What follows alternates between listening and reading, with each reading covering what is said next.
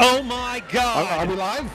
We're live. Do we make it? Welcome to the 2015, 2016. What year is it? It's 2016, Joel. RTX interstitial stream powered by Twitch. That you did it. You got it right. I got it right. And here we are. Bruce and I are standing in front of this authentic green screen. No, this is an actual convention hall. Hey, green screen, what's up with you? This is the most complicated green screen ever. That was really good editing that we just did right there. I've never had 3,000 people applaud my way to go to the bathroom before. I saw you walk by and they shouted like, Joel at you. Yeah, and Joel! then you go and then you pee, and then everyone. Really exciting here. Yeah, the enthusiasm in RTX Australia it's blowing my mind. Honestly, like I never would have guessed that people were this excited to see stupid me. Oh no, yeah, and we have tricked them. We are stupid, and they haven't seemed to quite figure that one out yet. It's true. Which good for us. We got them all fooled. Oh man, it's good. We have good times. We have lots of panels. Lots of panels to do. How many panels are you on personally? I don't know, Bruce. How many panels are you on? I'm going to all your panels. Are you going to all my panels? Well, I'm on 2, and I will be going to all of your panels. How many panels do you have? I don't know. It better be like 3 or 4 because I'm going to be at every one. Front like and center, 3 or shouting 4. at Joel. They may be disappointing, but it's okay. We'll get some information out to people. They won't be disappointing. There'll be some surprises. Yep. People will take their pants off. I already planned on doing that. Hey, I have a question for you. Yeah. At Funhouse. Okay. You have seashells in your bathroom. We do, yeah. You have a jar full of seashells. It's weird, right? How? Why? I don't know. I didn't put them there. What part of the bathroom process requires seashells? Well, you know. What part do you rub? Do you touch? No. It's supposed to feel like the beach, so that when you're at the beach pooping, it feels natural. It feels normal. So I guess that makes sense. You pop a squat, right? You want to see seashells over here. You want to see crabs over here. You never want to see crabs. You never want to see crabs. Welcome to the RTX stream. You already said that. Where we're going to talk about crabs. This is Bruce's first trip to Australia. It is literally my first. So I landed in Sydney, and you landed in Sydney. You've been in Sydney for like 2 days. I've been in Sydney for almost 3 days, and I went straight to Bondi Beach. And everybody was topless, and I was like, I did not know that. This is a topless beach. I didn't know that, and so I was staring a lot, and I shouldn't have been doing that. No, yeah, you're the ugly American. But then what I wanted to do was turn it into a bottomless beach. So again, we're getting into the crabs theme. I mean, hold on, Joel. There's a reason. I'm a clean man. All right. Jeez. So yeah, that was very surprising. Although Bondi Beach was gorgeous. Yeah. They were topless. Did you know that? It is what's that? Bondi. Did you know that they're topless? Are you going to go? I didn't know that. Are you going to go there now? We don't need to go to Bondi Beach for toplessness. I'm sure we can have that here, right? What? No. You can't ask these kids to take their tops off. I know you want little boys to take their tops off, Joel. They're not going to do it. I was talking about Adam. Oh, he'll do it. Yeah. Yeah, he'll totally do it. It'll be good. Yeah. It'll be good times. Yeah, So you only have 3 panels. You have the Funhouse panel. Yes. Dude Soup panel. Dude Soup panel. What are you going to talk about on Dude Soup? Well, that's crabs. That's a really good question. Probably crabs at some point. Some sort of STD. You didn't talk about anything, do you? No. I don't know why people like it, to be honest with you. Maybe games? Maybe some video games? No, you guys are legitimately funny. No, we're not. Yeah, no, you're legitimately funny. It was weird that you said that to me because I was thinking to myself, no, Joel Heyman's legitimately funny. Why is he telling me that I'm... It doesn't make any sense. No, you guys... By the way, I know we're jerking each other off right now, but... Yeah. Oh, God, yes, crabs. But really, Joel, like, that was a very nice thing for you to say, and I was like... Oh, no, I was touched. No, it was true. It was good. Like, we did a Division video together. Oh, yeah, that's right, we did, yeah. We did a Division video together, and I didn't know who's... I kept yelling. I was playing with Adam, and I kept yelling at him, stop talking to Funhouse, because we're not getting their tape. No, I know. So they won't know. The audience won't know that Funhouse is in there. And then we got your tape, and now I look like an asshole. Well, we wanted to play together. Because I kept screaming, don't talk to Funhouse, don't talk to Funhouse. But you can't not talk to Funhouse. You got to talk to Funhouse. It was true. You got it. It was true. And by the way, like, the Ubisoft, paid... went to some effort to get us there to play the Division, and we turned it into a closing. I understand. We're asshole. So we have a guy here, and he's like, he's telling us, and he gives a big speech about, listen, I'm going to hold my hand up. Is that 10 seconds? 10 seconds. Oh my God. So what we're going to do right now is we're now going to successfully transition into the next panel, Bruce. The Lazer team panel with, I think it's Matt, Bernie. Who else? That's it. It's Matt and Bernie and some other people. And surprise guest, baby. The giant lizard. Wait, it's not.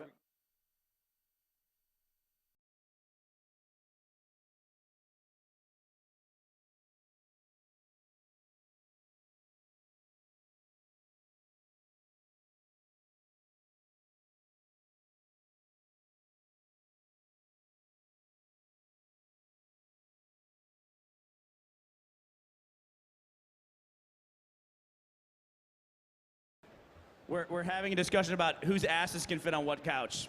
Please bear with us. Gavin's like half a human, so we'll go on the tiny one. Like quarter us. Hi, Australia. Wow. This crowd goes deep. I feel like this is everyone in Australia.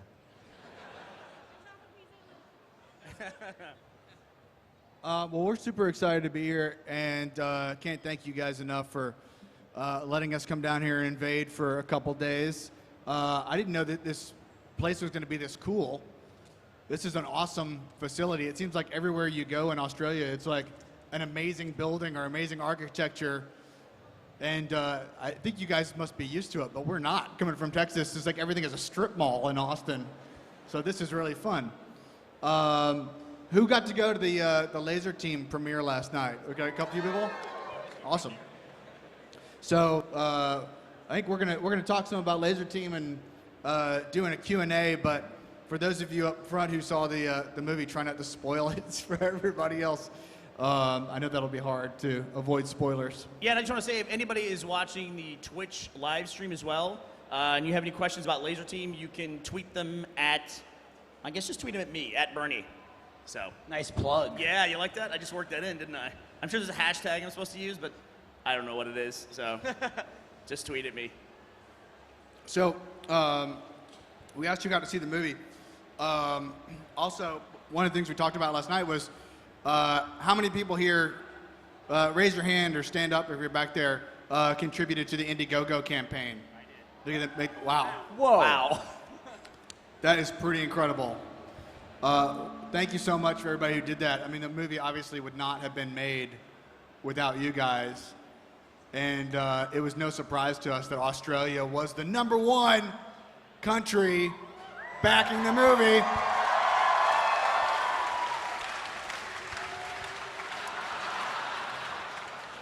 What is that? Is that us? Hello.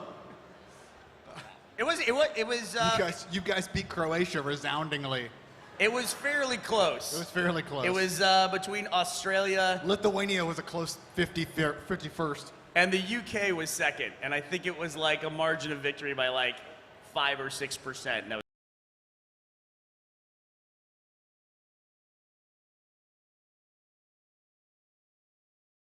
was version of the Hunger Games this year. That's all they get now. Do we have? Can we play video? Eric, do you know? Can they play video? Why would we have?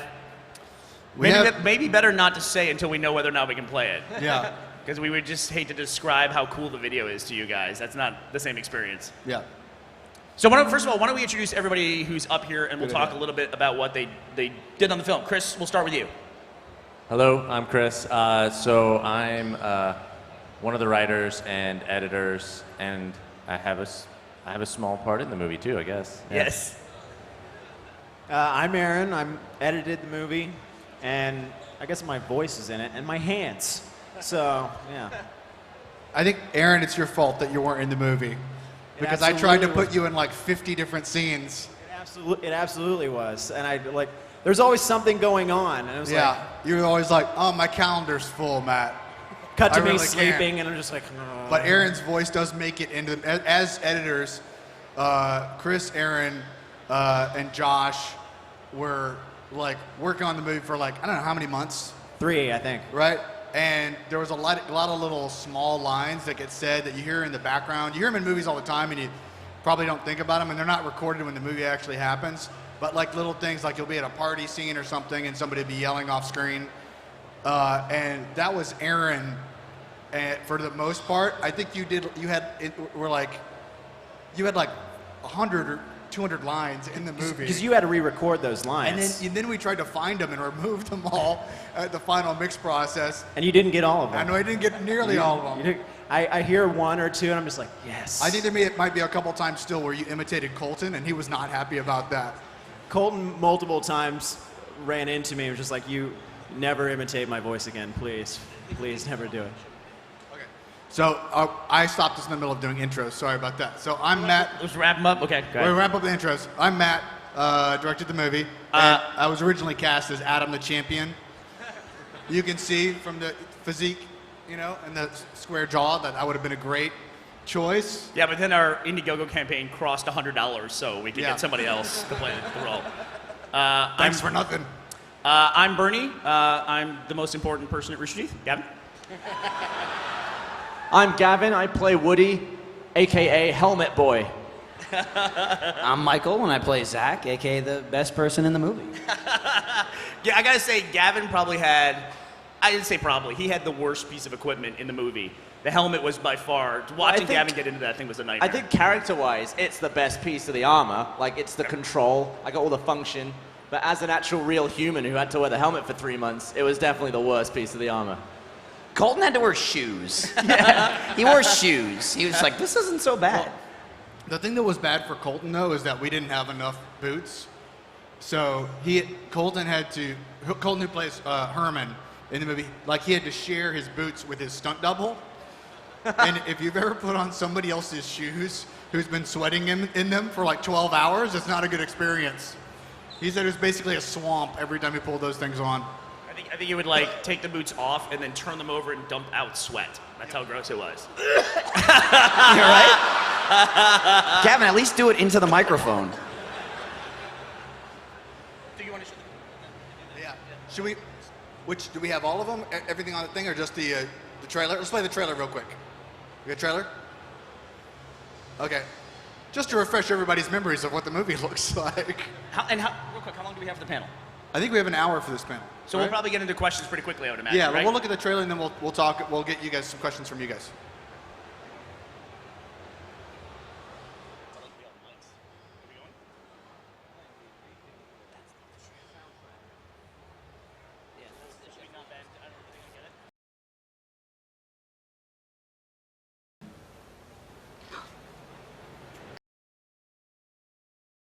What it is. So that's Jeff Williams did the score for the movie, and he was in that frame on the right side. He was the guy, the skinny guy with long hair, like bouncing up and down. That was Jeff Williams, the guy composer the guy who looks like he came out of a '70s rock band. That's Jeff. You guys know Jeff because he does all the music for Ruby, and he did the music for Red vs. Blue seasons 8 through 10, and he did the score for. This was the first time that we've had the opportunity to actually record with a full orchestra. So I actually went up to Boston, and this is recorded in Boston with the Video Game Orchestra, which is a great group that has done recordings with, they did the score for Final Fantasy and a bunch of other video games and like just some really big stuff. So a really great group. And this was actually, that clip that you just saw was their first disc. They were sight reading the music. I think it sounded pretty darn good. So when you see the movie, I hope that that'll be apparent to you how much work they put into the orchestra and the presentation of everything. And the orchestral score was one of the last stretch goals that we hit. I think it was like 3/4 of the way through the campaign we got a stretch goal that was for the movie itself, but because we knew the movie was going to take about a year to make, we also wanted to include some stretch goals for other things that people could see before the movie came out. So there was a lot of Rooster Teeth stretch goals in there as well, like, special episodes of like Let's Play. Strangerhood Season 2 was in there. Like little things like that. So this was a really cool one. That was a great milestone for us to be able to hit. And I think when you see the movie, you're going to love the score. Yeah. And the soundtrack will actually be out next week, I think, when the movie, right, like either the day the movie comes out or the day after. So, I mean, one thing that happens like with Star Wars and stuff is they like put the soundtrack out and they unintentionally put in spoilers in the titles of it, like Qui-Gon's death theme and stuff like that. We do have one song called Aliens Win. So sorry about that. Just skip over that track. All right, do you want to take some questions now, or do you want to show something else? I think we should take some questions. Is and it if we be can set up find to do something that? else to show, we will. But let's take some questions. Do we have another mic that we can pass around? I'll do it. Let's do this. Come on. All right. Bernie's taking charge, everybody. Hey, what's up? First of all, just want to say congratulations on the movie, guys. It's amazing. Just wondering, what advantages do you think a crowdfunded movie has over a traditionally funded movie? What advantages does a crowdfunding movie have? Was that the question? Well, I think the biggest advantage we had was money. No, actually, the money thing always, is like the most obvious thing, right? But really what was great about the crowdfunding was that we felt like we had 40,000 people, individuals cheering us on and saying, you got to do this. Because we talked a lot about how there's so many productions going on at Rooster Teeth that it's always seemed like it was going to be like the next thing that we got to with, doing a movie. But it was so big an undertaking, we were, having a hard time figuring out when and how we could do it.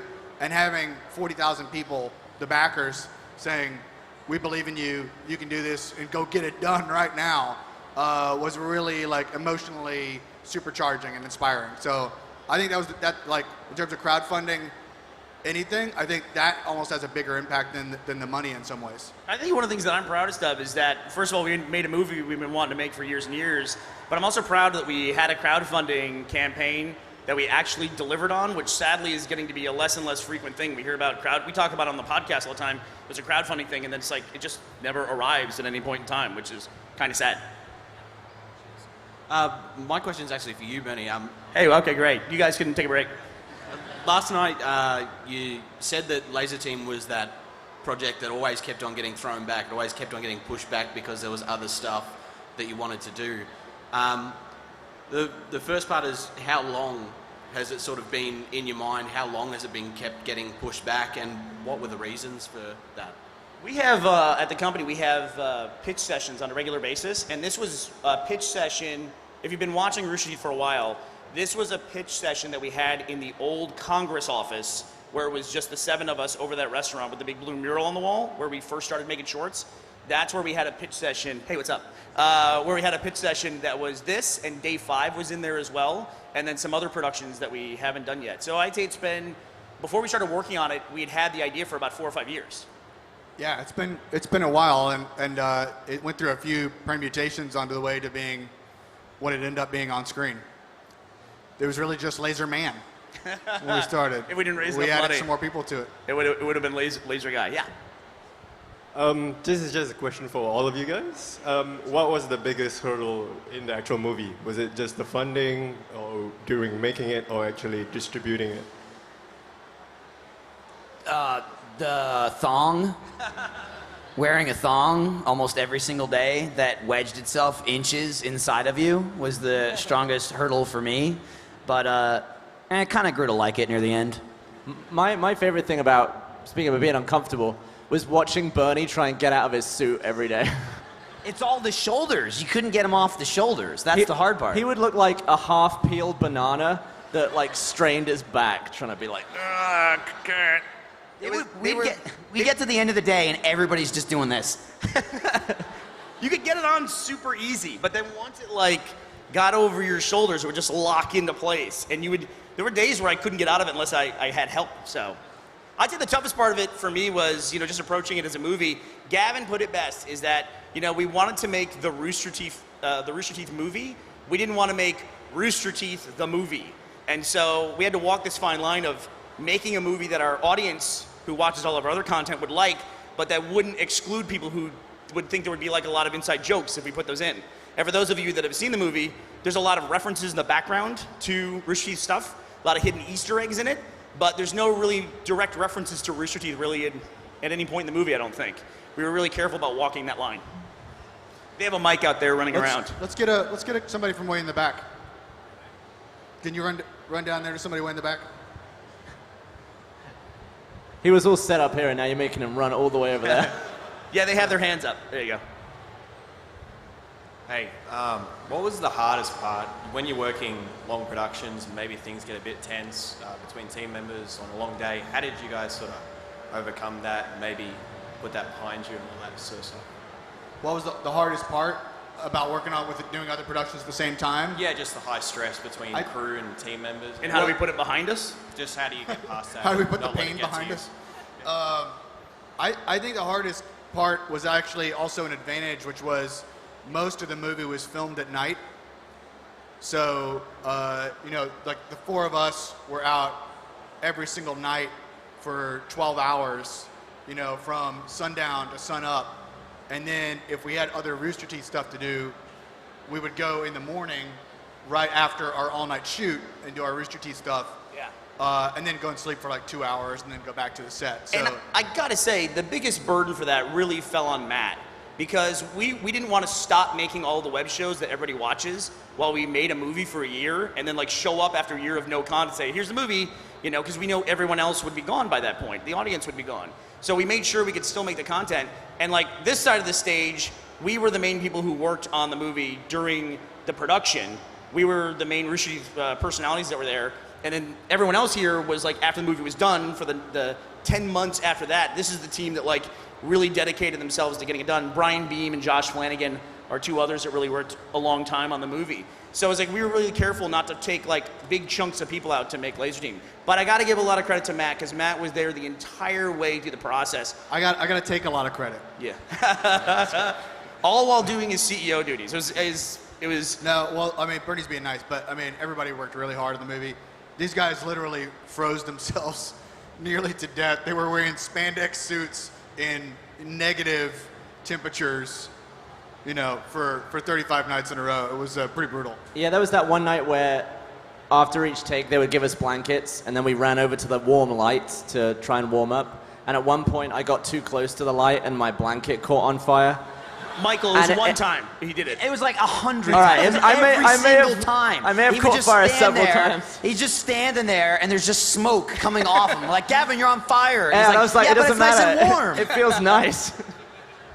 But my favorite part of shooting at night was I learned that Bernie hates the sunrise. I don't. Just hates it. Yeah, like every time the sun would come up at like 7 a.m., he'd be like, God damn the sun. I was like, what do you hate the sun for? I just hate the sunrise. And Why doesn't it make any sense? We filmed the movie at He's night. been a secret vampire this whole time. When you see the Figured it might not. sunset, It's like, this is why you don't like garlic. I finally figured it out. The sunset is beautiful. If you're up when the sun is coming up, you've done something wrong in your life. You made a movie. You've been out way too late, you're way too drunk, and that light hits you and you're like, you know, or... I get that in general, but like, we're on the set of the film. We just called cut, and then Bernie walks over and he's like, fucking sun's coming up.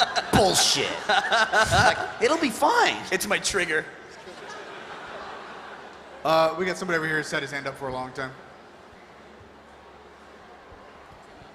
Chris and Aaron, in the post. I didn't know you were going to ask Chris and Aaron a question. Yeah. Wait, take the mic back. No, I'm so excited. Yeah. How was the editing process? Because was it only 3 of you? Was it you two and Josh doing the bulk Well, of the Josh editing? isn't here, so I'm going to say he didn't edit at all. Yeah, I mean... There was also one other. There was one other and editor. then a lot of assistant editors and. And Matt came in and then he erased everything we did and then started over. So Matt's an editor. No, it was mostly, I think, 3 of us and some one here other and person, there. But I mean, it's a weird process whenever you're editing, and then you also see the people like every single day. It's a miserable process. It's having to listen to their voices over and over again for 12 hours. That's your question? Well, no one had good like environmental conditions during the movie, during the filming, and so I thought it would be best to keep up that spirit, you know, during the post-production phase. So the 3 of them were crammed in a little tiny broom closet that was like where the air conditioning unit turned on, but there was no actual air conditioning in the room. Kind of like here, it just turned on really loud, and there was this giant mechanical noise, and they had to edit through that in the heat. We had for to yell at each other whenever we, talk. We're only a couple feet from each other, and it's just, we're like, where's the edit going? For 3 months. And also, what was the hardest part to edit? What scene, without giving too much away, What was the hardest part, the hardest scene to film? Visually, yeah. Oh, that's a good question. Well, that is a tough one to say without giving too much away. There's a scene that that got cut from the movie that I know Bernie was your favorite scene, right? It was one of the most expensive scenes, too. It was one of the most expensive scenes. Matt fought so hard to keep it in the movie, and then we shot it, and it was one of the hardest nights of shooting, and then the sun came up at the end. It was awful. And then Matt ends up cutting it, which totally makes sense. It does. It's better. I mean, we're going to put on the, like, we'll put it out at some point, you know, so people can see it, but it's, that was a night, it was a really brutal shoot because it was a scene we needed like 2 or 3 days to film. We only had 1 day or 1 night. And Bernie got injured. Bernie's stunt double got badly injured. Yep. Not too badly. Yeah. Just his head. That was it. So it was that was rough, and I felt like very protective of it.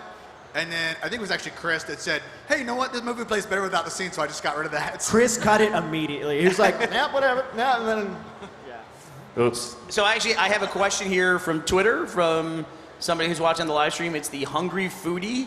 Wants to know, are there any learnings you can take from Lazer Team production and apply to other Rooster Teeth productions?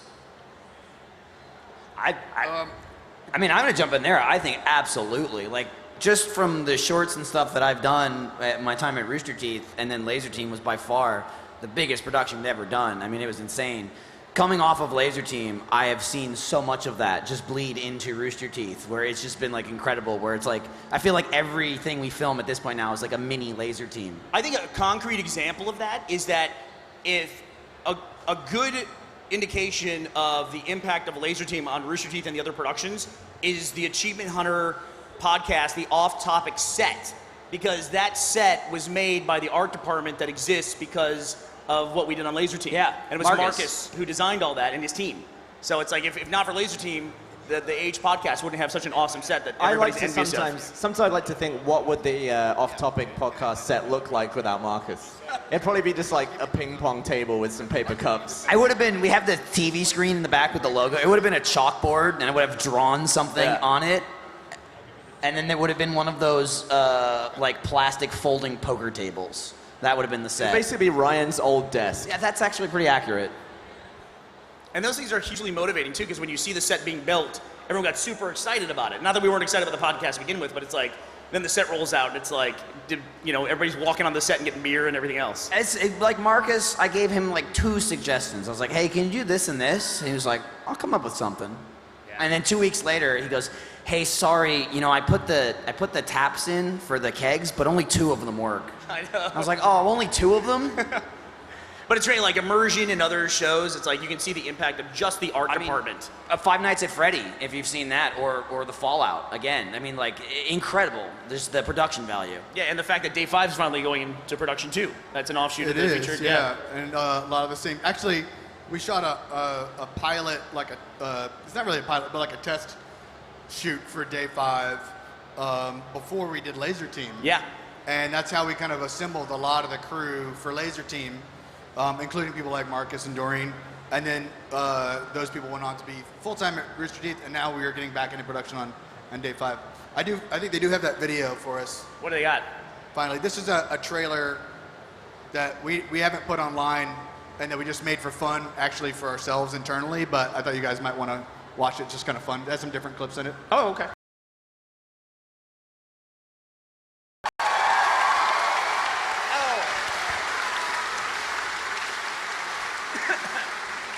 Did you want to play that while we're in Australia so badly because it has AC/DC in it? You didn't know it. Yeah. Figured Australia's that was it. favorite sons. All right, how about somebody towards the back a little bit? Somebody's got something in their hand that they're holding up. Yeah, it's okay. You can, yeah, that's great. Hi, how's it going? It's going good. Thanks for your question. I was just wondering, what was like the worst injury anyone got through filming? Matt did schedule my biggest stunt in the movie on the last day of production as the last shot of the day. And it sent a very clear message to me, which is, if you get hurt on this or crippled, that's fine. We're done. Well, we had a really great stunt coordinator, and I told him early on that I wanted to use a really great stunt team, and we had a lot of great stunt doubles. But then I also wanted these guys to be on camera doing stunts as much as was possible. And stunt coordinator Jeff was his name, had a great saying which was about stunts. He said, anybody can do it once. Yep. Meaning, if you die, you can't do it a second time. And the key is to be able to do it twice. And so there was one stunt that I was like, I really feel like I need all 4 of the guys like on camera.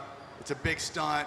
It's probably dangerous, but I really feel like I need their faces on camera. And Bernie's was the worst one of the stunts. And Jeff just looked at me and said, well, let's do that one on the last day.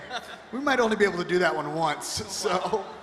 Yeah, and it involves the hood of a car, and the hood of the car is now like hanging on my wall in my office. So if you ever seen the vlog, there's a big metal thing behind me. That's the hood of the truck from Lazer Team, which was involved in that stunt. Bernie versus truck. Bernie won. Truck 0. I'd say the worst that anybody, was hurt or damaged during the movie though was the day that Gavin got food poisoning, and he was in such bad shape in his spandex suit.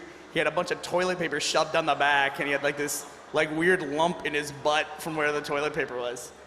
I took a picture of it too. We should put it on the DVD. He's just standing there with his spandex suit and just tons of crumpled toilet paper right in his rectum, so he didn't quote leak. It was actually, look, I couldn't help it, all right? It was actually on a day where I had like the really long lines. Like I had an absolute paragraph, and I was like doing all the line, I'd be like cut, and I would just like fall to the ground in the fetal position, just like, oh God. It also, it found a weird thing, like, how did you actually, some of you were backers for the film, did anybody here come all the way out to Austin, Texas for one of the shoots? Is anybody here that did that? No? Okay. Well, They're still in Austin. Yeah, some of the people, the backers came all the way out to do it, and they know how cold it was. Every night we shot was super, super cold, except for that night when it was outrageously hot that one night, which was infinitely worse than being cold, because those suits in the heat were just like sandpaper. Yeah, I had to change out my toilet paper a few times. Oh God! All right, another one. Yeah, how about right here? With the trophy? Hands straight up. There you go. That's great. Hi. Hi. I was just wondering, on top of the Indiegogo campaign, like how much extra budget you had. Because you said you were still going to make the movie even if you didn't complete the campaign. Well, I mean, with the advantage we had was that I didn't pay any of them. Yeah, that's true. I mean, no, but seriously, the advantage we had was that, with Rooster Teeth, we know a lot of ways to do things cheaply but effectively, and I don't think a movie like this can really be made for,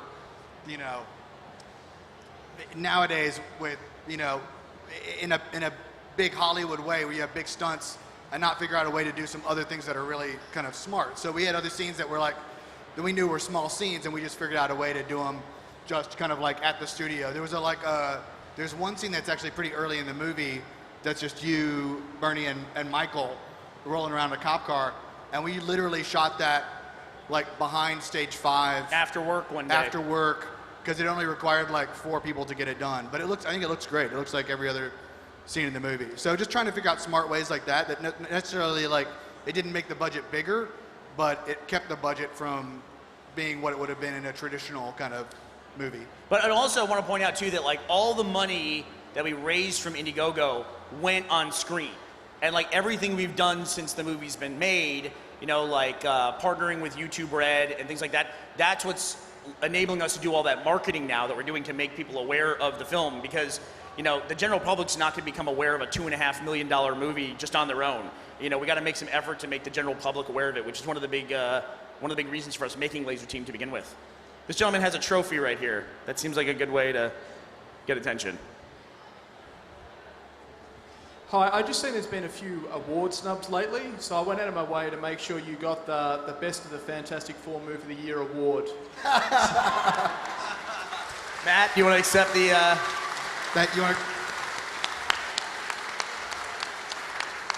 It's not in the critical review trailer that we just put out, but there's my favorite quote from a film critic is, they called it the best use of the jack-off hand motion in cinema history. That's a good one for the DVD cover, I think. So, which you will hopefully understand when you see the movie. Let's get some people on the side over here. How about this young lady right here on the side? How much time do we have, by the way? We good? I was just wondering, if you could be any other character in the movie, what would you be? I would be Alan Richardson's abs. Who would you be?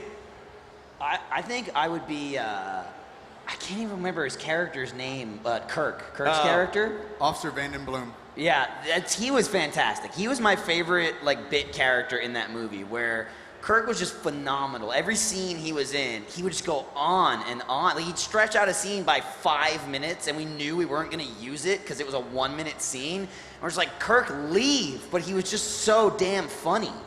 There was there's one character in the movie who ends up being like a top military guy's right-hand man, essentially. And his name's Officer Vanden Bloom. But in the script, the character didn't exist. He was like an amalgamation of like 7 or 8 different characters, and he's played by this guy, Kirk Johnson.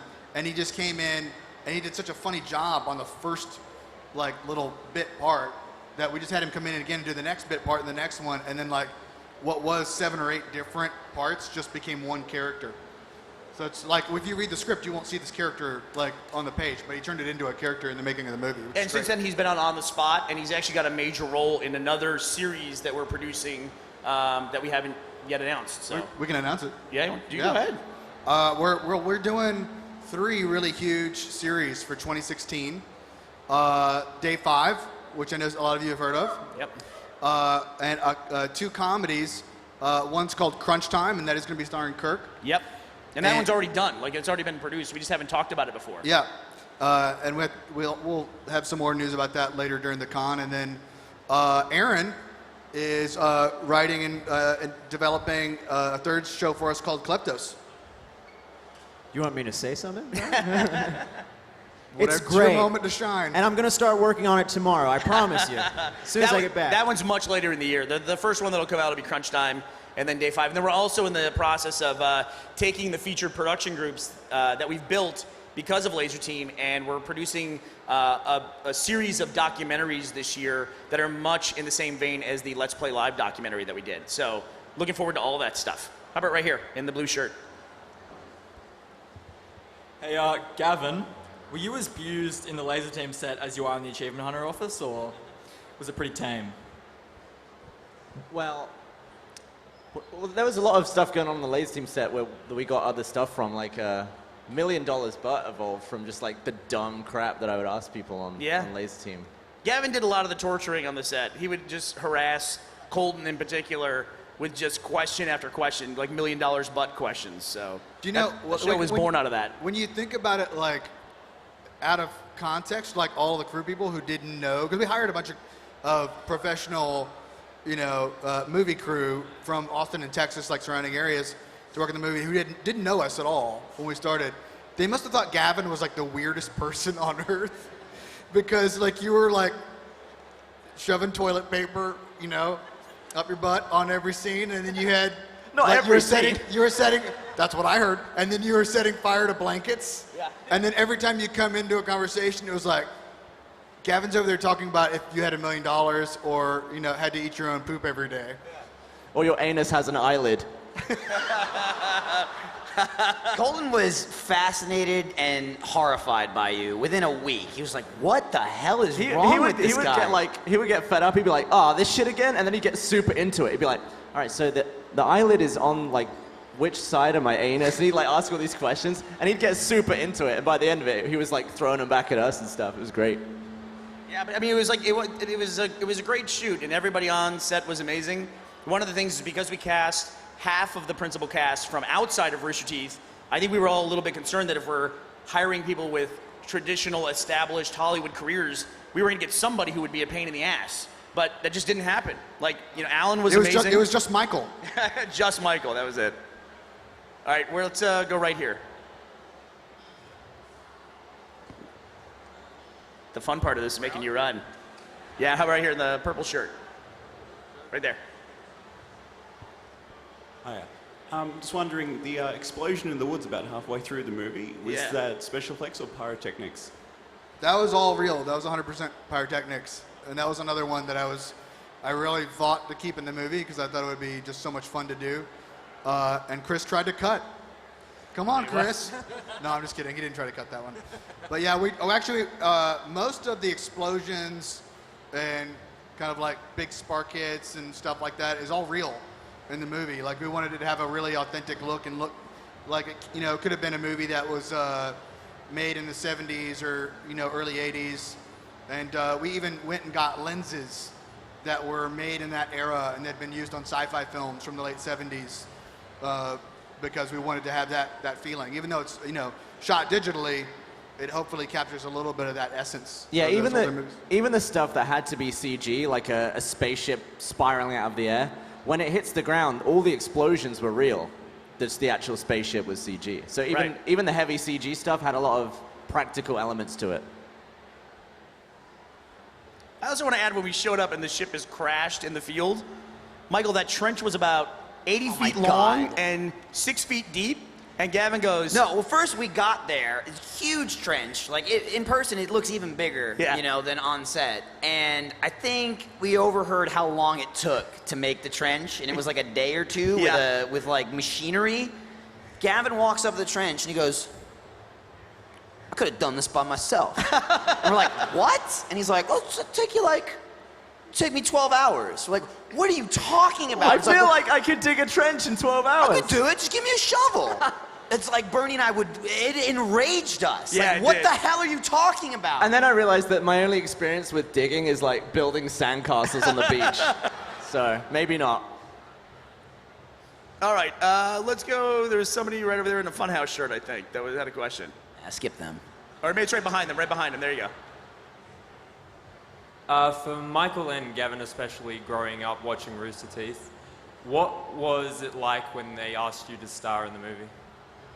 Dream come true. Actually, I was thinking this the other day when I saw one of the billboards that's up in Times Square. It's like an 8-story billboard, and I'm just stood next to Bernie on it, and I was like, whoa, I don't know how did my life lead from me being like a 14-year-old kid watching Red vs. Blue to being, 8 stories tall with Bernie on the side of a building. I don't know how it happened.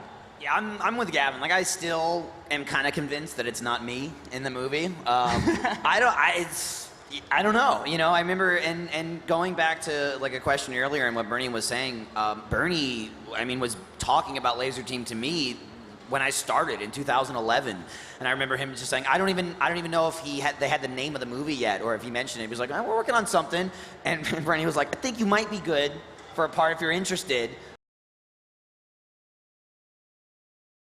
And I was like, I'd be interested. And then 2.5 years later, he's just like, hey, we're doing that movie. You want to audition for it? Okay. It became real when Bernie sent me a text message. I hadn't even gotten the part yet, and this is maybe 6 weeks before filming started. And I was in Dallas with Lindsay, and I get a text message from Bernie, and he was like, hey, would you be interested in getting a personal trainer for the movie? Yeah. I was like, fuck. I'd never gone to the gym in my life before. And I was like, did I get the part? And he's like, oh, I don't know, but do you want to start going to the gym? I think I went to the gym with you. We ended up going to the same gym for a month. And I'm like, I better be in this fucking movie. I'm going to be pissed if I'm not. Yeah, but Michael, the preparation he did for the role was amazing. It's like our only regret was not getting into the gym sooner, because he just packed on so much muscle, because he had to play a quarterback, so. Yeah, no, actually, really all 3 of these guys did a phenomenal job before the movie getting ready.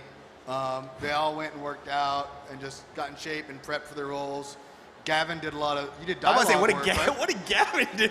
No, I grew a mustache. He did, his American accent training was, That's right. yeah, because he was in vocal coaching for months. Mustache coaching. That was tough stuff. But really, they really prepared for their roles, and I have to say, it was really just an incredible experience for me getting able to work with them, because there was never a day where I showed up and somebody was on set and we were like, well, I don't want to get in the suit today. They were all always ready, always excited, and always bringing new ideas to the set. So it was really fun. Yeah. Yeah, I don't know about you guys, but when we finished filming, I was totally bummed that it was over. I was depressed for a few days. There's a letdown at the end of it. You were like, I wanted to keep doing this forever. Yeah, it was great. I was a little let down because the movie was ending, and we weren't going to see all these amazing people that we had met, and worked with over the last 2.5 months. But the real kicker was I still had to work with Gavin. All right, I'll let you guys pick. There's somebody in the front row right here. He's been waiting a while. All the way up here? Where's the mic? Michael, you want to Andrew? Your mic? Yeah. I talked into my water bottle just now. I had a different question, but now that you brought up vocal training, I did it for 7 years, and there's always like weird exercises that you get to do. Did you ever do any like really weird, like fucked up vocal exercises? Oh yeah, they have me making like the worst noises ever. Like. Did you ever do the Greeks? What's that? It's where you stand and you just like put yourself in like a really weird position and then you just go, Oh yeah. Well, I do that on a daily basis, so. No, at one point I was like face down on the floor and the vocal coach was like shoving my back as I was making noises and I was like, what am I doing right now? open your diaphragm. Yeah. Yeah, I was using like my back piece of my spine to make a noise apparently. We went through some coaching stuff, you know, with some formal acting training, just like warm-ups and things like that to get ready.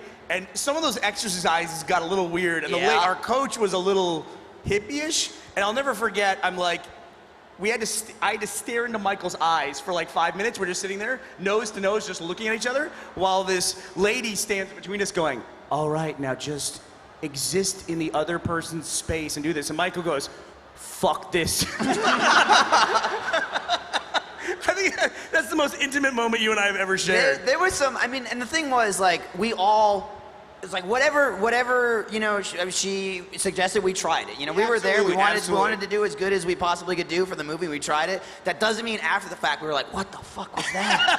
That was crazy. Like, and I'm sure it's all, like, the biggest thing is Lindsay going, being like a theater major. She's like, oh yeah, I know that. Like, everything we did, I'm like, this is crazy. And she's like, oh, I did that all the time. But it's really valuable because then you pick up like 1 or 2 things out of like 5 sessions and then you use those and those are tools you use for the rest of your career. So I do remember one time we did one like exercise where we just like, hey, you gonna count us? Good. sound Good. good? Test. Oh, test. are we live? Test. Oh, Hey. are we back now?